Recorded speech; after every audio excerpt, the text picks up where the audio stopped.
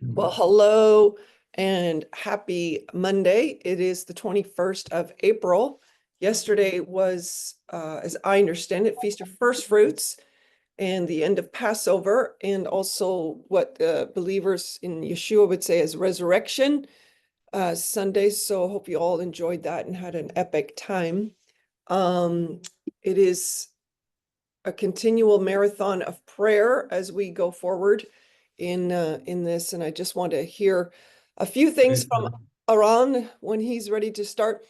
Father, thank you for our time together. Thank you for these amazing people on this call. Thank you for this journey together. I love it. Journey together. As they say in this African proverb, if you want to go fast, go alone, but if you want to go far, go together. That's what we're doing. Going far, going long. Eran, in all that you shared today, and so happy to have you on. One thing I wanted to ask you, just because my husband brought it up to me, is that he has heard that there's quite a drought in Israel, a lack of rain. Is that true in what you're sharing with us today? By the way, I'm not sure if everybody heard that the Pope died this morning. So I think he did make an appearance yesterday, as I understand it, in St. Peter's Basilica, but died this morning. So that's probably big news. That is big news, obviously, for the Catholic world, especially. But anywho, Eran, back to you. All that you have to say to us, and I do have this recording teed up if you need it. And tell us, do we need to pray for rain as well? Over to you. Hi, how are you all? Great to see you. Yes, we have the Passover, which was good. The good thing for me, I was with my boys and Levavit for one night. Sometimes you need to go for 24 hours, even less, to be with your family and to be grateful and for these moments that you've been with your family.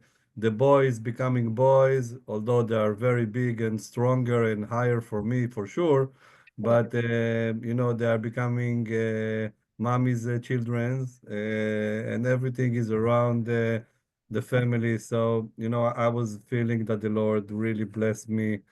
He's blessing me, but really it was to be with the childrens, and it was amazing to see how they are growing. And in one hand, it was a lot of smiles and love. In other way, it was a lot of tears. Because when the heart is open in the night, in the small hours, the stories and the testimonies from the battlefield and everything is going on. But this is something that I really we encourage them to speak with us, and after that, when we go to sleep, Levovit and me, then we allowed ourselves to be more with tears in our eyes and sad, but grateful for the moments, and we are going to take care of that, and God will take care of that, and in this marathon of life that we are doing here in this war that it's not ending, it's continue and continue. We are at least have been with miracle to have our sons together with us in this Shabbat, Holy Shabbat for me, and it was great to see. For your question, yes, it's no rain in Israel. It was very hard year with rain and everything around that. It's very dry. Everything is a problematic in Israel. Even the rain is not coming, but everything is hard. But yes, it's great to prayer to put in your prayer list, to put in the Sea of Galilee start to be a little bit more dry than it was in the last years, and this is the main source of life for Israel, water. Patricia, I would like if sorry, if you can put this short movie. I know that you showed them also already, but Sharon put that, I think, but we put the subtitles there with the testimony. So now you can understand a little bit more about this hero and brave soldier. And this is what I'm going to speak around generations of leaders. Yes. Okay, shall I go ahead and press yeah, I'll just take it from the beginning. I see that it's it's at the beginning. Okay, sorry, yes. שלום, אני עמרי רוזנבליץ, סגן בסיירת צנחנים, שחקן במרכז הארצי לפיתוח מנהיגות באריאל. אני בדיוק כאן אחרי המתקן הזה, אחרי מגדל, אני מטפס 8 מטר. ואיך שאתה נעמד למעלה, כמו בחור שם שנמצא מעליי, המגדל מתחיל לרעוד. נכנס לקונפליקט מול עצמך, לקפוץ או לקפוץ. בסוף כל מה שהצלחתי לטפס וקפצתי, אבל זה ממש ככה, זה רגע מטלטל אישי. באמת ממליץ לכל אחד שמעניין אותו עולמות המנהיגות, העצמה האישית, לבחון את הגבוהות שלך, זה המקום, חברים, תהנו. Wow, so cool.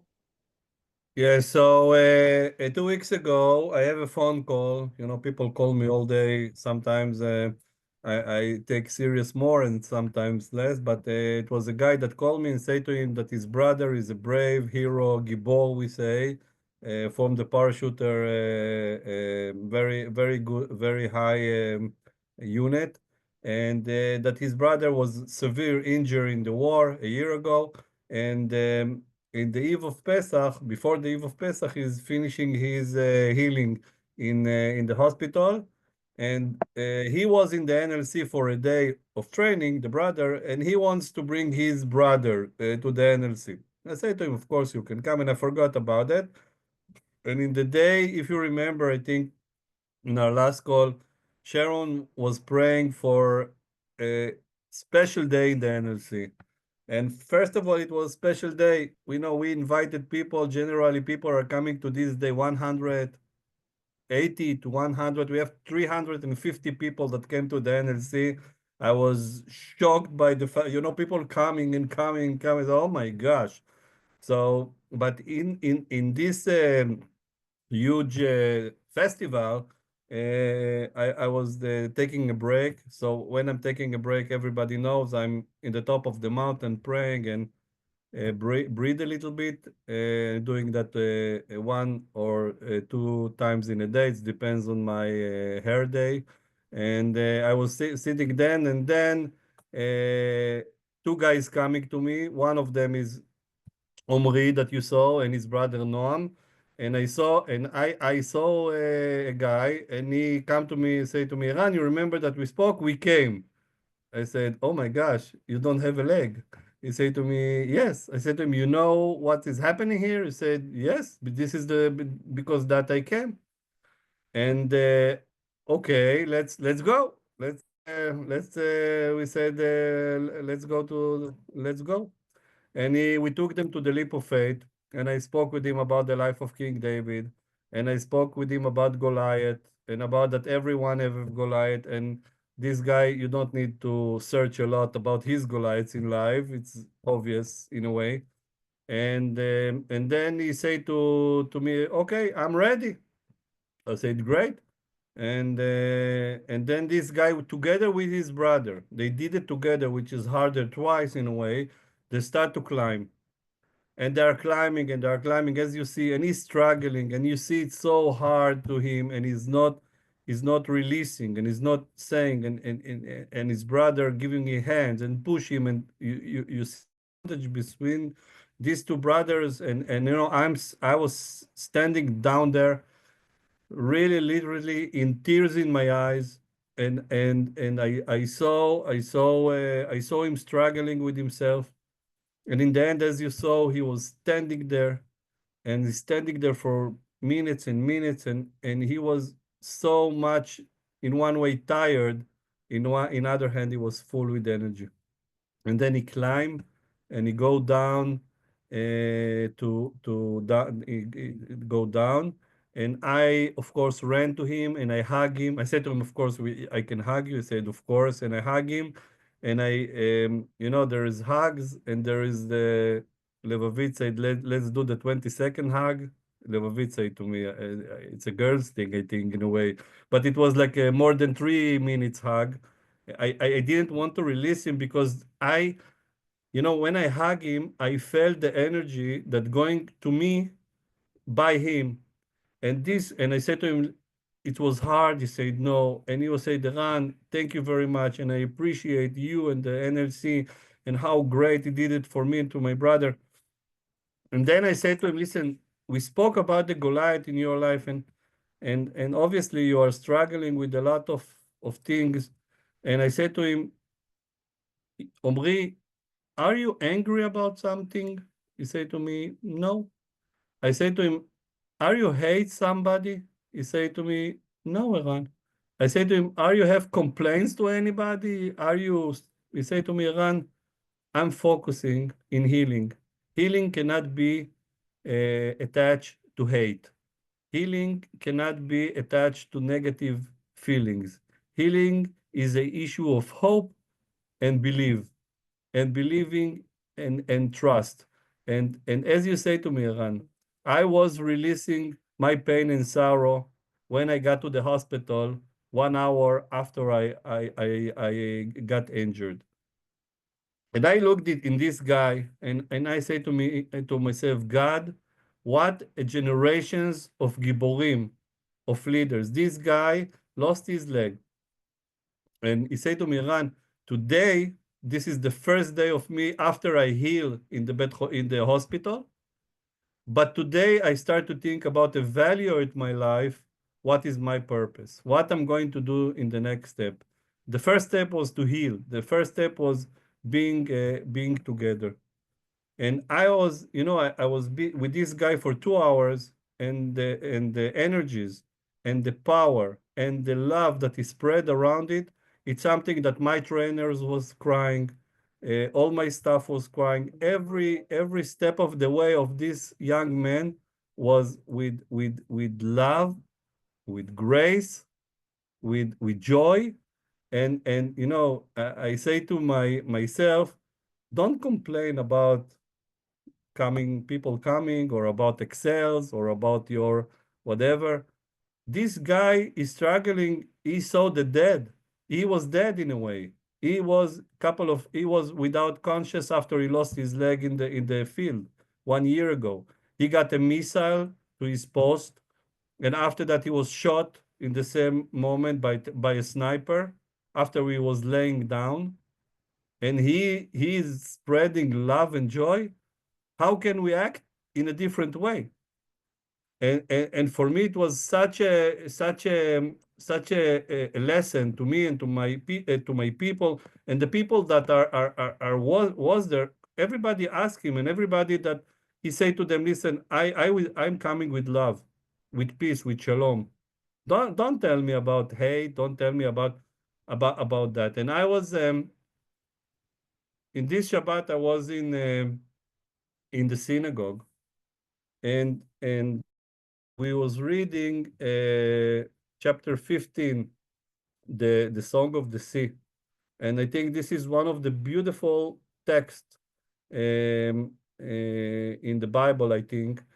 And Patricia, maybe we can read, if you can read that until verse 10, and then we have another one that this guy was telling me that he is thinking about. Amazing, amazing. Exodus chapter 15. Then sang Moses and the children of Israel this song unto the Lord, and spoke, saying, I will sing unto the Lord, for he is highly exalted. The horse and his rider he hath thrown into the sea. The Lord is my strength and song. He is become my salvation. This is my God, and I will glorify him, my father's God, and I will exalt him.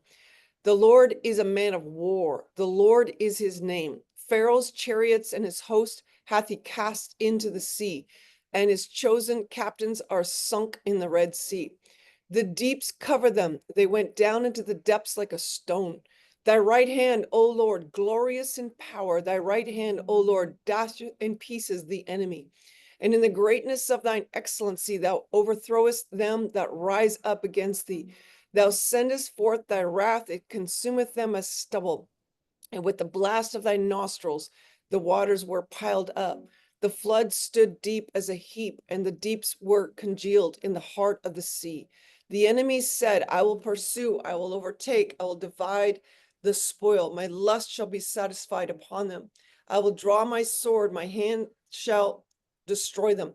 Thou didst blow with thy wind, the sea covered them, and they sank as lead in the mighty waters. Wow, wow, wow, wow, wow. And then when I was in the synagogue on Shabbat, I have literally a vision that when I was reading, and this is something that make also the tears in my eyes after a couple of days that I met this guy, chapter 26, verse 26.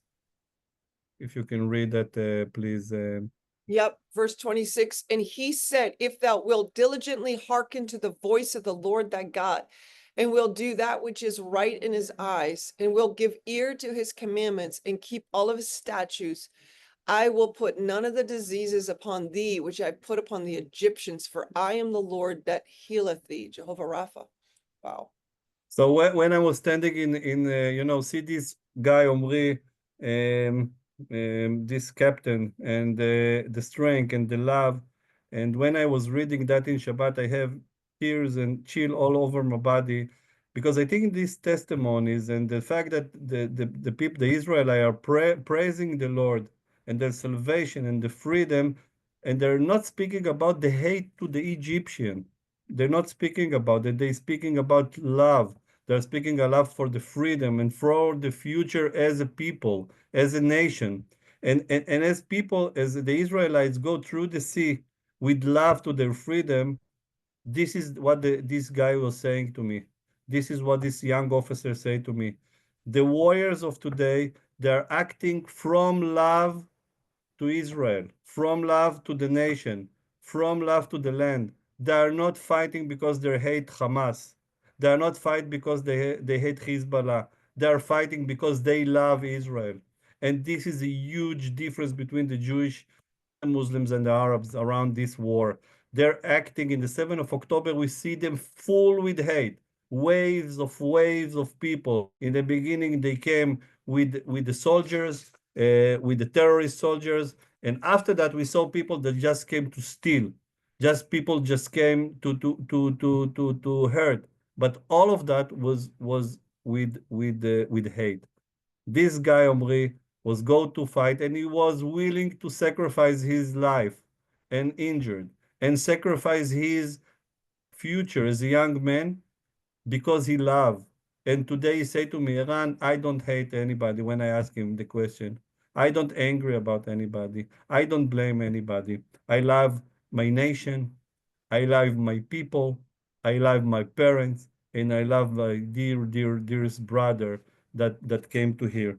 And I think the connection to the Passover, now to the Passover, is the fact that Passover was not just liberation from being a slave to be in freedom. It was a going out to the journey, a journey of identity, of values. And this is what our people doing today. We are fighting for our values. We are fighting for the next generations that is going to raise here. But most important, we are fighting for love, because we need to be free here in our land. Nobody is going to say that we are not going to be there. Nobody is going to threat us like the 7th of October, or like Iran doing with the nuclear and everything. It's not, it's the story of Egypt is not going out of Egypt to attack somebody. We go out of Egypt to build a nation, to build the next generations of leaders. And I can tell you for sure, in this Passover, it was at least 350 people that saw this impressive young guy that really, see the death in his eyes. But instead of being fulfilled with hate and sorrow and grief, he's positive. He's filled with love. He's spreading energies around everybody. He's spreading energies about this nation. And this is one example about thousands and thousands soldiers that was injured, that was post-traumatic, that was hurt by this war. But this nation is building in a blood, on a blood, but it's building on life. And people willing to sacrifice themselves for love and for build and to be in positive. And for me, it was a lesson about the strength of the young generations of leaders in Israel, especially after the 7th of October, that raise and go and defend the country and continue to do it now in all the fronts that are open. And we have the small part of hosting them and give them the ability to think about it and to express themselves about, to shape their identity in a way that if you are not sure in something, yes, this is it. This is what you feel. This is the DNA that you are fighting for. And you are fighting for, and King David was fighting for, and it was not a fair war, but he won. And think about it, to fight against 7 fronts, it's not fair fight, but we won. You know, we defeat Hezbollah. We are going to clearly defeat Hamas. It's going to take time. Syria felt like that. You know, everybody is feeling, and I hope with President Trump leadership, Iran is not going to be threat on us. The Yemens are getting hit by a hit after it's something. 7 front against small young King David, that this is the Israeli nation. We need to shape the identity. We need to help everybody to bring this faith. We need to have to bring the word about finding your purpose in life. This is what we are doing in the NLC. Our small contribute to the nation is to heal, to build, and to bring love and spread hope to everybody. Thank you very much. Wow, wow, wow, wow. Amazing. For those of you that came on a bit later, I was just showing that picture of Eran was sharing. It's amazing, this young man, and just how he was so transformed there at the NLC, the National Leadership Center. He lost his leg. Sharon, I'm gonna pitch to you because yes, you really felt to pray into this. One other thing I wanted to say, when that was such a beautiful passage, you know, the horse and rider thrown into the sea. Many of you might remember the song that we've sung about that. Eran, I've heard it from a trusted friend who was just there too in the Sinai, that there literally has been different people that have gone under the water found chariot wheels or different portions of a chariot in the Red Sea. I'm not sure if you heard that, but I've just No.